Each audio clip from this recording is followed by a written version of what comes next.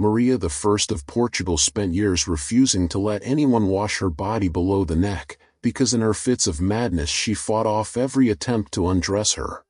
Under the heavy court gowns, a dense colony of lice developed on her unwashed skin, gathering most heavily in the dirtiest and most hidden areas, and the itching became constant. During official receptions she could no longer control it and scratched herself until she bled right in front of foreign envoys. In her worst moments she pushed her hand under her clothing and fiercely scratched her groin, trying to stop the unbearable sensation. Over time she could no longer hide it, and every public appearance turned into a painful and humiliating scene witnessed by the entire court. Maria became Queen of Portugal in 1777 when she was 43 years old, taking control of one of Europe's wealthiest empires built on Brazilian gold and global trade routes that stretched to Africa and Asia. For the first decade of her reign she seemed perfectly capable of managing the complex political situation she had inherited, making reasonable decisions and maintaining Portugal's position even as revolutionary ideas started spreading across Europe. But then in 1788 everything fell apart in her mind all at once when her husband died, followed within months by her oldest son who was supposed to inherit the throne, followed by her longtime confessor who had guided her spiritually for decades. These losses hitting one after another broke something fundamental in her brain, and the change was not gradual but sudden and total, transforming her from a functioning monarch into someone who could barely maintain coherent thoughts for more than a few minutes at a time. She started hearing voices that she believed were God or demons speaking to her. She would wake up screaming that she was being dragged to hell for sins she could not name, and she spent hours kneeling in prayer begging forgiveness for things that had never happened. Her advisors hoped this was temporary grief that would pass, but instead her mental state kept deteriorating until she could not perform even basic royal duties without collapsing into religious mania or incoherent terror about damnation. Court physicians had no real understanding of mental illness beyond vague ideas about imbalanced humors, so their treatments involved bloodletting that weakened her body and herbal mixtures that made her drowsy or agitated without addressing the actual problem. As her mind disintegrated, her personal hygiene collapsed in ways that would create a nightmare far worse than anyone initially understood. She stopped cooperating with the normal routines of bathing and changing clothes that had been part of her daily life before the breakdown, and when her attendants tried to undress her for washing she would sometimes fight them physically or scream that they were trying to expose her to shame and sin. The resistance was so violent and so unpredictable that her servants eventually gave up on doing anything beyond the bare minimum necessary to maintain appearances. They would wash her face and hands every morning because those were visible and leaving them dirty would be too obvious a sign that something was wrong, and they would occasionally manage to wash her hair when she was calm enough to cooperate, but everything else, everything hidden under the heavy layers of Portuguese court dress, went essentially untouched for weeks and sometimes months at a time. This was not immediately obvious to anyone outside her immediate circle of attendants because the fashion of her era involved multiple layers of heavy fabric that completely covered the body from neck to floor, with the clothing itself being so stiff and structured that it created a barrier between her actual body and the outside world. But underneath those elaborate gowns, against her skin in the warm dark spaces between fabric and flesh, conditions were developing that would turn her into a walking horror. The lice infestation probably started small the way these things always do, maybe just a few insects picked up from contaminated bedding or transferred from someone else at court, but the conditions under Maria's unwashed clothing allowed those few insects to multiply into a plague that would eventually consume her life. Under normal circumstances with regular bathing and frequent clothing changes, a small lice problem stays manageable. But Maria's circumstances were perfect for an infestation to explode beyond control. Her mental state made her violently resistant to undressing, which meant the underlayers of her clothing stayed on her body for extended periods even when the visible outer gowns were changed for appearances. The heavy Portuguese court dresses trapped heat and moisture against her skin, creating an environment where lice could feed and reproduce without any natural checks on their population growth.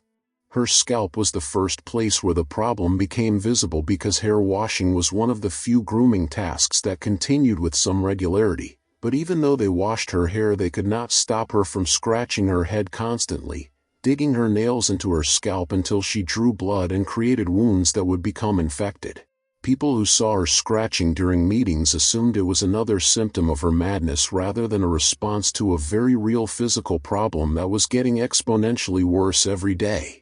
But the scalp was actually the least affected area because it received at least some attention, while the rest of her body under the clothing became an insect breeding ground that no one could see or treat. The skin of her neck and behind her ears became the next colonized territory, with lice clustering in the warm creases where they could feed undisturbed, and Maria would scratch these areas compulsively even during conversations with ministers or foreign visitors, sometimes scratching hard enough to break skin and leave blood on her collar. Her armpits were particularly badly infested because the combination of warmth, moisture, and the difficulty of reaching that area to scratch properly meant the lice could reproduce almost without limit. The itching there became so intense that Maria would thrust her hands inside her dress in the middle of formal audiences to claw at her underarms, completely forgetting that she was violating every rule of royal decorum. Her breasts and the skin of her torso where her undergarments pressed against her became another major breeding site, with insects burrowing into the fabric and feeding regularly enough that the bites created a constant crawling sensation that never stopped. But the worst area by far, the place where the infestation reached truly nightmarish density, was her groin and upper thighs.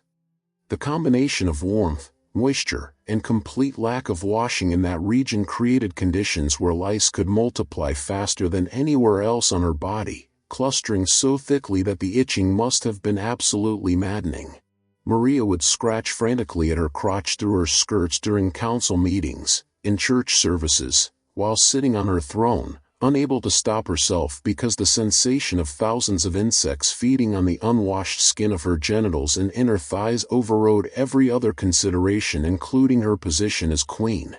The servants who helped her dress and who had to handle her undergarments could see that something terrible was happening in those hidden areas, but Maria's violent resistance to being properly undressed and cleaned meant they could do nothing except watch the problem spiral completely out of control.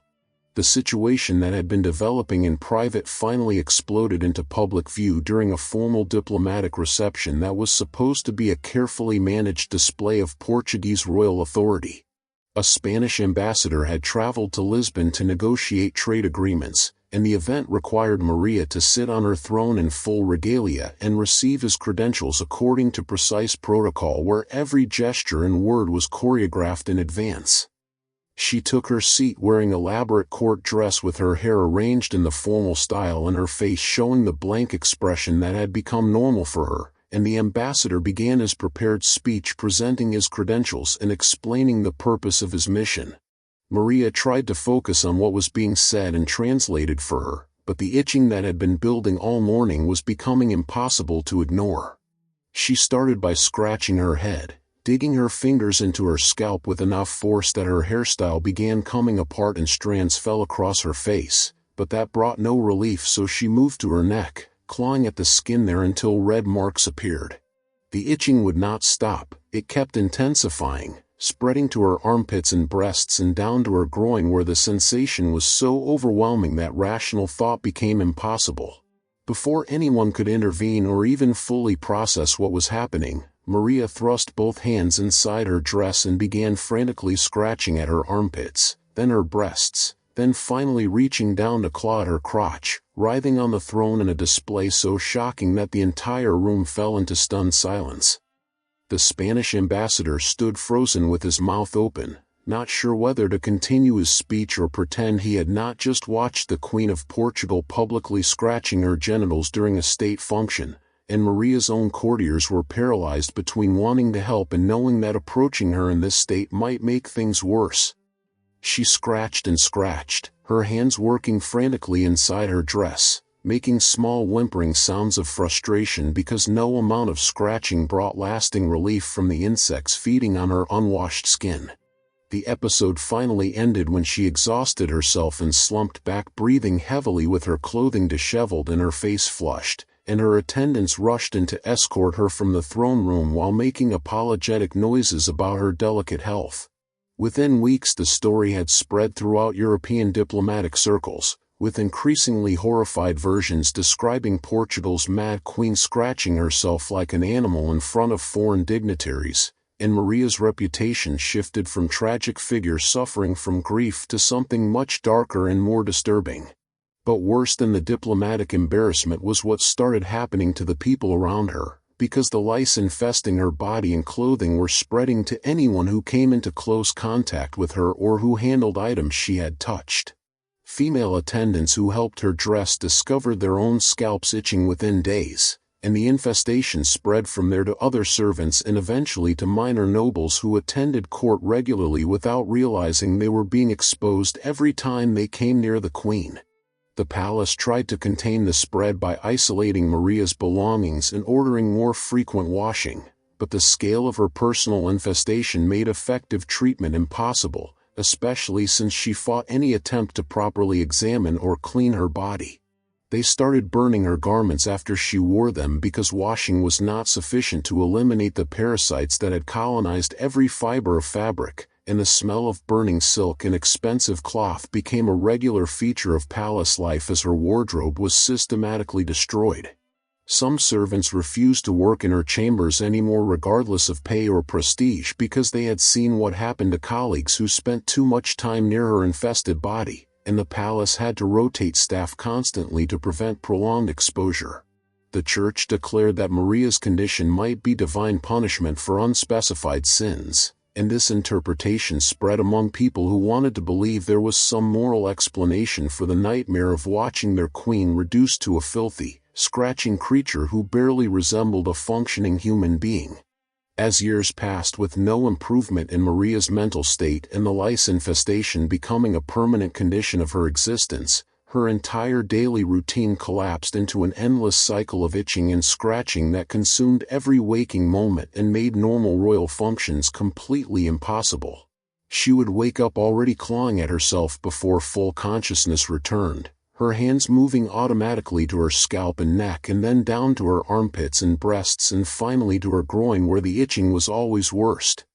Her attendants would attempt their minimal morning routine of washing her face and brushing her hair into something presentable, but any effort to remove her nightclothes and properly bathe her body triggered such violent resistance that they had long since abandoned the attempt. The underlayers of her clothing would remain unchanged for weeks at a time, becoming so saturated with sweat and dead skin and insect waste that they were essentially solid masses of filth pressed against her body. But getting her cooperation to change these garments was nearly impossible when she was convinced that undressing was somehow sinful.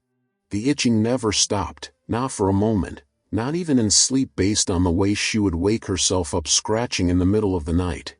It was a sensation that permeated every aspect of her existence, a constant background torture that made thinking about anything else almost impossible. Her scalp was covered in scabs where she had broken skin, and some of these wounds had become infected, adding the pain of infection to the original torment of the bites. Behind her ears and on her neck the skin was red and raw from constant scratching, and her armpits showed similar damage where she could barely reach properly but where the itching was so intense that she would contort her body trying to get her fingers into position to provide relief. Her breasts bore scratch marks from her nails dragging across the sensitive skin, and her torso was marked wherever she could reach through her clothing. But the groin area, that was where the real nightmare lived. The lice infestation in her crotch and on her upper thighs had reached such extraordinary density that the insects were essentially carpeting her skin, feeding continuously and reproducing so fast that new generations were hatching every few days to join the existing population. The itching there was so severe that Maria would scratch herself for hours at a time, completely oblivious to her surroundings or to any demands on her attention, her hands working frantically inside her skirts while she made whimpering sounds of distress. Council meetings became impossible because she could not maintain focus when her body was screaming for relief, and any attempt to discuss governance would be interrupted by her suddenly breaking off to scratch furiously at whatever part of her body had become unbearable at that moment. Foreign ambassadors requesting audiences were turned away more often than not because Maria was simply incapable of maintaining composure for diplomatic interactions, and the few times they were admitted they witnessed disturbing scenes of the Portuguese queen writhing in her throne, both hands thrust inside her dress, clawing at herself with desperate intensity while trying and failing to engage in conversation. The court learned to work around her absence, with her son effectively taking over day-to-day governance while Maria remained sequestered in her chambers, scratching and praying and descending further into a madness that was now inseparable from the physical torment of the infestation consuming her unwashed body. Maria lived for decades in this state, finally dying in 1816 at age 81, and when her attendants began preparing the body for burial they discovered the full extent of the horror that had been hidden under her clothing for so many years. The removal of her dress and the layers underneath revealed a body that was still crawling with living insects even hours after death, with lice visibly moving across her skin and embedded in every piece of fabric that had been touching her.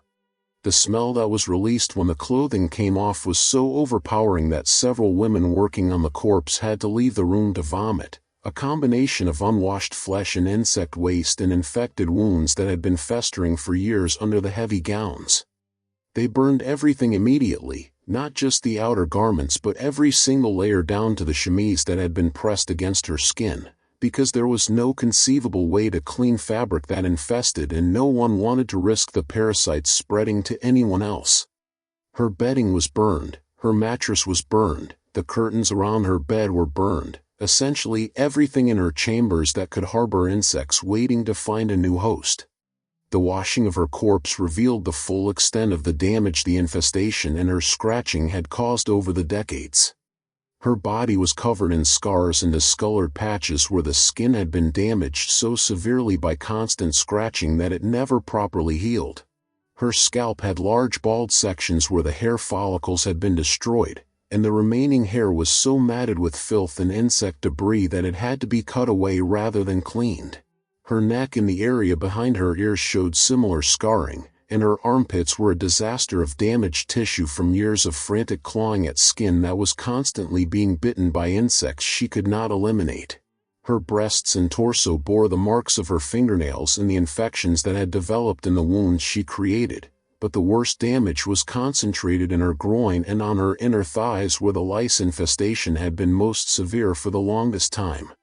The skin there was so damaged from scratching and from the chronic infections in her self-inflicted wounds that it was essentially one large area of scarred and discolored tissue that showed no sign of ever having healed during the final decades of her life. Even after death and thorough washing, they continued finding lice eggs embedded in the creases of her skin and in areas where the insects had burrowed in so deeply that mechanical removal was the only way to eliminate them. Portugal had been ruled for more than 20 years by a woman who was essentially a host organism for parasites, her entire existence reduced to the unbearable sensation of being eaten alive from the outside, and while her mind disintegrated and left her unable to understand or address what was happening to her body, and the country had declined along with her as governance collapsed and the once mighty Portuguese empire continued its long fall under a monarch who could think of nothing except the insects crawling on her unwashed skin and the desperate need to scratch that never brought any lasting relief.